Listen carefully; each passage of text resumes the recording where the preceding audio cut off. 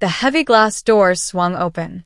The suffocating scent of jasmine perfume and old money preceded her by a mile. Sophia. She didn't look up at the ceiling first. She looked at me. Her pale eyes did that familiar, sweeping scan, a microcalculation I had been subjected to 1,000 times throughout my career in this industry. The gaze that took in my dark skin, my paint-splattered work overalls, my natural hair tied back in a no-nonsense wrap, and immediately calculated my worth as less than. She didn't see an artist who had just transformed her hollow room into a cathedral of commerce. She saw the help. I didn't flinch. I kept my breathing steady and simply watched her. When she finally bothered to glance upward, there was no awe in her expression. No appreciation for the sheer technical mastery required to blend chiaroscuro shadows on a curved architectural surface. Instead, she offered a tight, dismissive smirk. "It's adequate," she said, her voice dripping with a kind of passive-aggressive entitlement bred exclusively in gated communities and inherited trust funds. "Adequate," I repeated, my voice entirely flat, giving her absolutely nothing emotional to feed on. Honestly, Sophia sighed dramatically, unlatching her designer clutch. I could have hired a standard commercial house painter for a fraction of this cost. At the end of the day, it's just paint on drywall. She pulled out a sleek, embossed checkbook. Our legally binding contract stipulated a 70% final payment upon the completion of the artwork. She uncapped a gold pen, scribbled a number with effortless arrogance, tore the slip, and held it out between two perfectly manicured, lotion-soft fingers. Fingers that had clearly never known a single day of hard labor or blistered skin.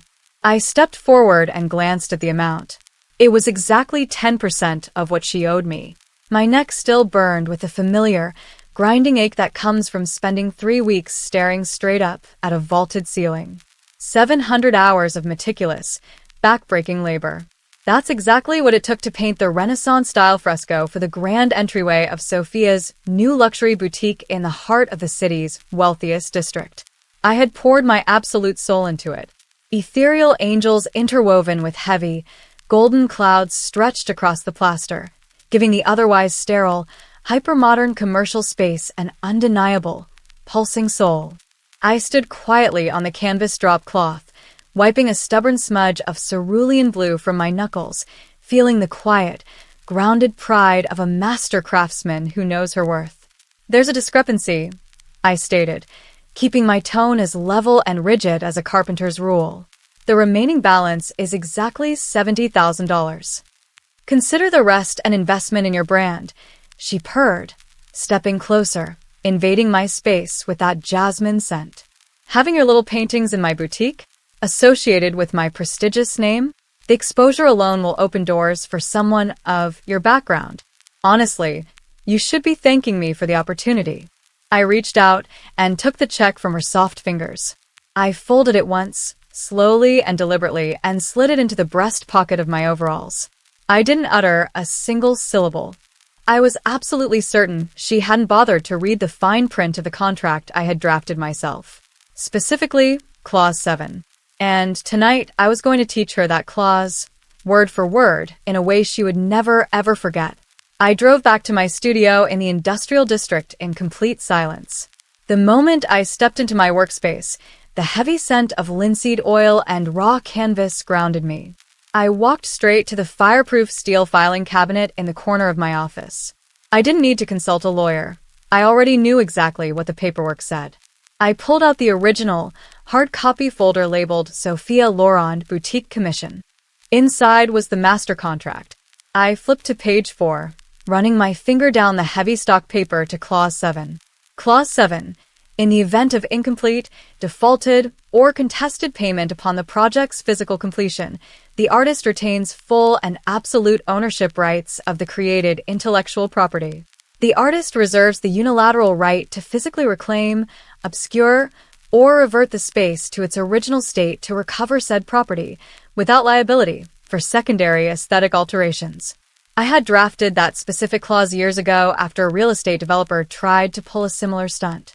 I folded the contract, slipped it into a waterproof sleeve, and walked down to my mixing room.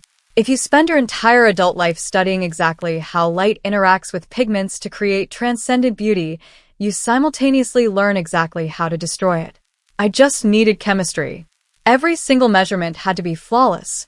If the resin was too thin, it would drip and ruin her expensive imported Italian floor tiles, and that would be classified as property damage. I wasn't a vandal. I was a professional legally repossessing my stolen property. If the resin was too thick, I wouldn't be able to apply it fast enough. It was exactly the color of Sophia's arrogance.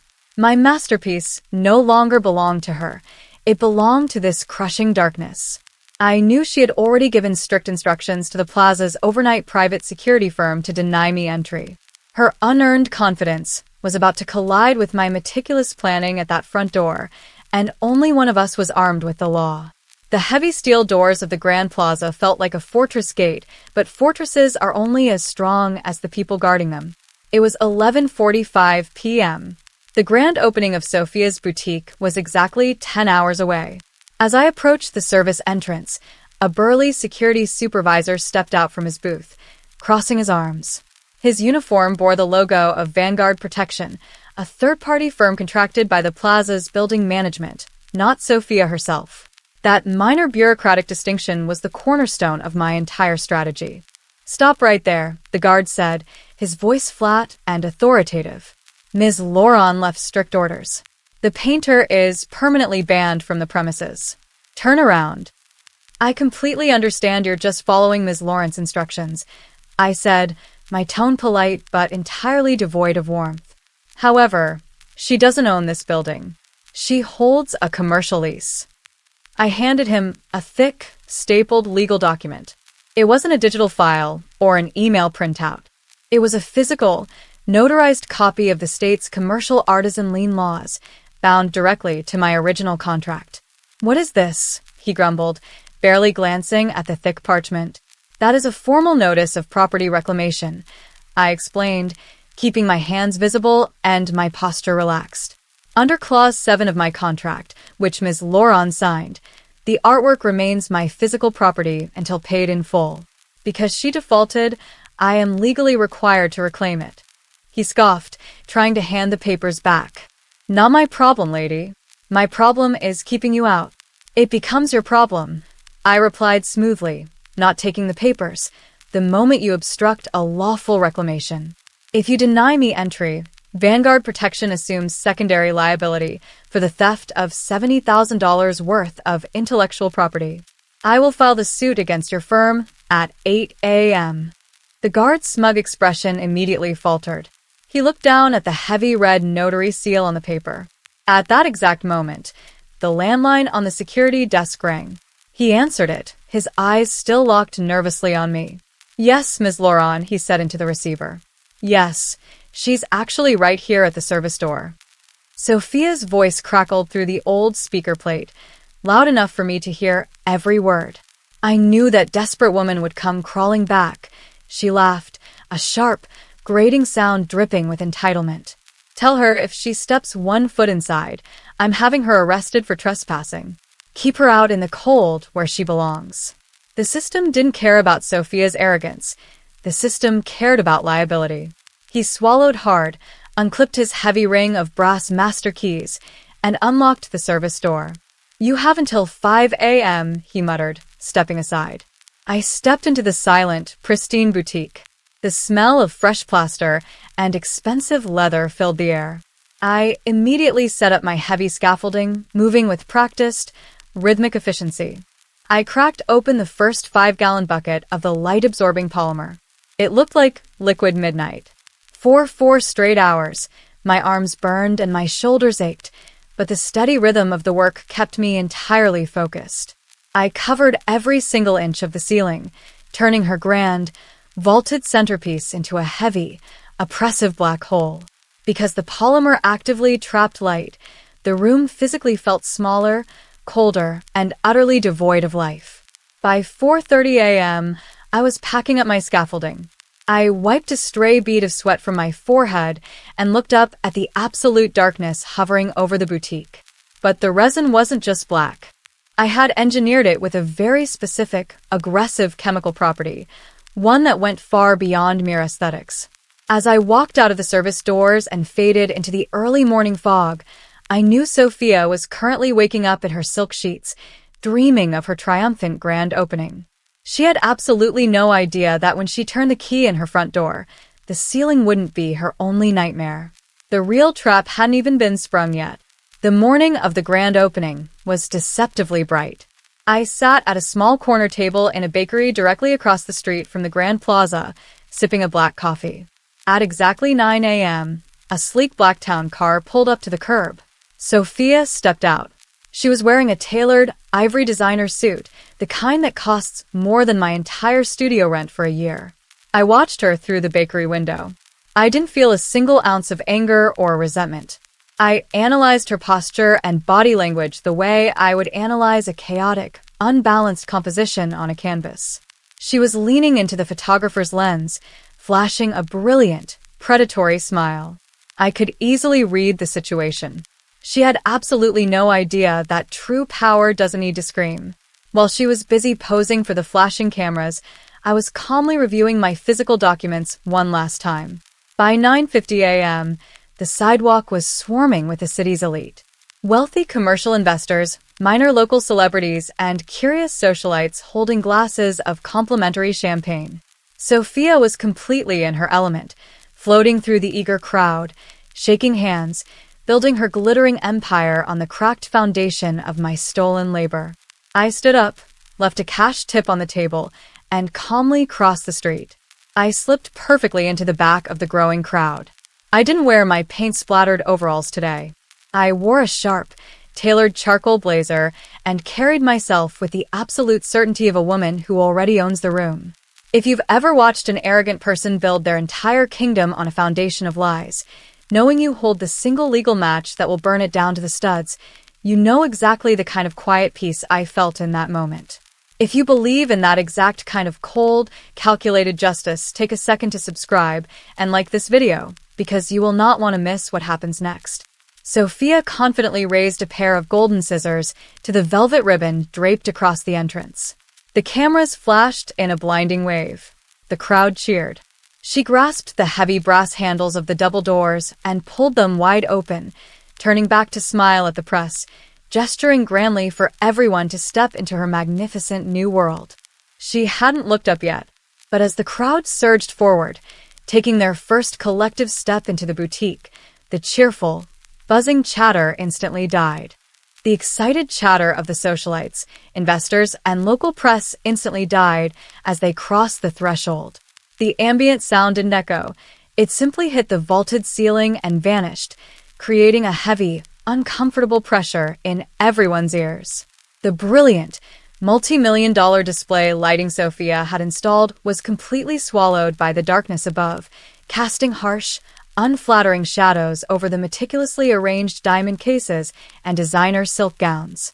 Instead of a grand, sweeping cathedral of luxury, the space felt like a cramped, suffocating industrial bunker.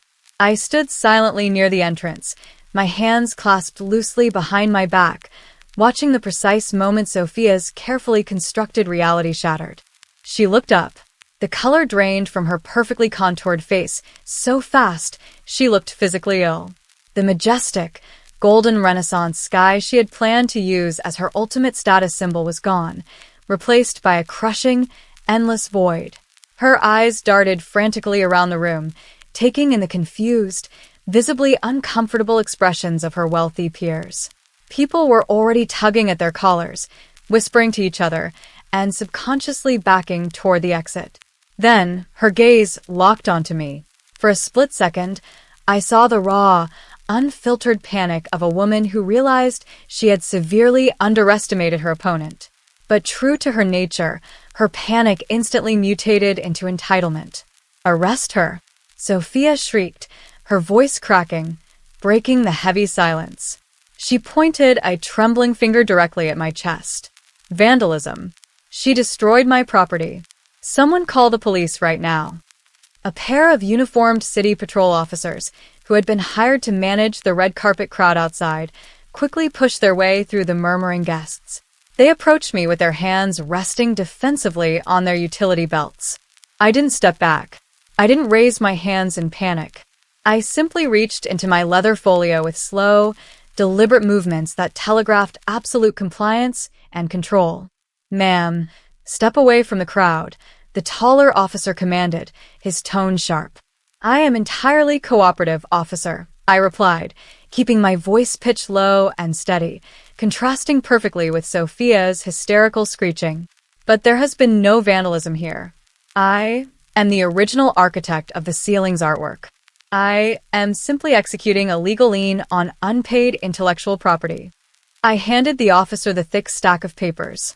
On top was the signed contract, with Clause 7 clearly highlighted. Beneath it was the notarized artisan's lien and a certified copy of the unpaid invoice showing her 10% payment check, which I had legally categorized as an insufficient deposit. "She ruined my store," Sophia yelled, pushing past a local reporter. "Look at it. It's ruined. Put her in handcuffs." The officer ignored her. He took his time, reading the highlighted legal text. I watched his eyes scan the heavy notary seal. In the system we live in, wealth often screams, but liability always dictates the outcome. The officer didn't care about the aesthetic tragedy of the boutique. He cared about wrongful arrest lawsuits. He slowly lowered the paperwork and turned to a hyperventilating Sophia. "Ma'am," he said, his voice flat and bureaucratic. "According to this contract, you defaulted on payment. She retains the right to reclaim or obscure her work. There is no physical damage to the building's structural drywall. This is not a criminal matter." "What are you talking about?" Sophia gasped, her composure completely dissolving. "Arrest her." "It's a civil dispute, ma'am," the officer stated, handing my papers back to me. "If you have an issue, you'll have to take it up in civil court. We have no jurisdiction to detain her." I didn't gloat. I didn't offer a parting insult. I simply turned and walked out through the glass doors, stepping back into the warm morning light with my head held high, leaving her alone in the dark. But as I walked away, I knew Sophia's nightmare was far from over, because the chemical compound I had painted onto that ceiling had one final, irreversible characteristic. It wasn't just about ruining her opening day. It was about presenting her with a bill so mathematically catastrophic it would tear her empire apart. The fundamental flaw of arrogant people is that they only calculate the cost of their victory. They never calculate the heavy price of the consequences. When Sophia watched her wealthy friends flee her suffocating boutique that morning, she desperately assumed her biggest problem was a ruined public relations event. I knew for a fact she thought she could simply hire a cheap, non-union painting crew the next morning to slap a few gallons of standard white primer over my dark ceiling and reopen by the weekend. She was catastrophically wrong. The industrial polymer I had painstakingly mixed in my studio wasn't just a heavy pigment. It was an aggressive, thermal bonding architectural resin. Once it cured against the porous plaster of her vaulted ceiling, it fused on a molecular level. If you tried to paint over it, the chemical composition would actively eat through the fresh paint, turning any bright color into a sickly, bleeding gray sludge within hours. If you tried to aggressively sand it down, the friction would heat the polymer, releasing a thick, toxic industrial odor that would permanently embed itself into her expensive imported carpets and designer silk gowns. There was only one physical way to remove the suffocating void I had placed above her head: complete structural demolition. To restore the space, Sophia would have to hire a specialized commercial construction crew to physically tear down the entire ceiling to the bare wooden support joists and rebuild the plaster architecture from scratch. I had done the math long before I ever mixed the first drop of black resin. The demolition, the permits, the specialized labor, and the total loss of inventory from the construction dust would cost her upwards of $250,000. She had tried to steal $63,000 from me. In return, I legally handed her $250,000 in inescapable debt. When the building management caught wind of the required structural demolition, the real trap snapped shut. Under the strict terms of her commercial lease, any major structural damage caused by a tenant's negligence resulted in immediate default. Because the police report and my notarized paperwork proved the polymer was a legal consequence of her direct refusal to honor a financial contract, the landlord held her entirely liable. Her insurance claim was instantly denied on the grounds of deliberate breach of contract. Within exactly 42 days of her disastrous grand opening, the heavy glass doors of the boutique were permanently padlocked. A bright yellow bank foreclosure notice was taped right over the spot where her golden logo used to be. I didn't celebrate. I didn't drive by to gloat. I was already too busy building my own empire. 3 months later, I found myself sitting in a breathtaking, glass-walled boardroom on the 40th floor of the city's top architectural firm. They were offering me a 2-year, multi-million-dollar contract to restore the ceiling of the state's historic municipal library. When their lead attorney slid the massive contract across the polished mahogany table, he didn't offer me a patronizing smirk. He looked at me with deep, undeniable respect. I picked up the pen and signed my name. Justice isn't a gift handed down to you by the people who hold the power. Justice is a mathematical equation. It is the cold, calculated process of taking their unearned arrogance, breaking it down into raw leverage, and using it to balance the scales. The world will always try to tell you that your identity makes you vulnerable. But when you master the rules of their game better than they do, your identity becomes the exact thing they fear the most. If you've ever had to stand your ground, look a rigged system in the eye, and take your power back using nothing but your own brilliant competence, I want you to hit that subscribe button right now. Leave a comment below sharing your own story of ultimate checkmate and join our community of unbreakable individuals. Because the truth is, the best revenge isn't destruction. It's elevation.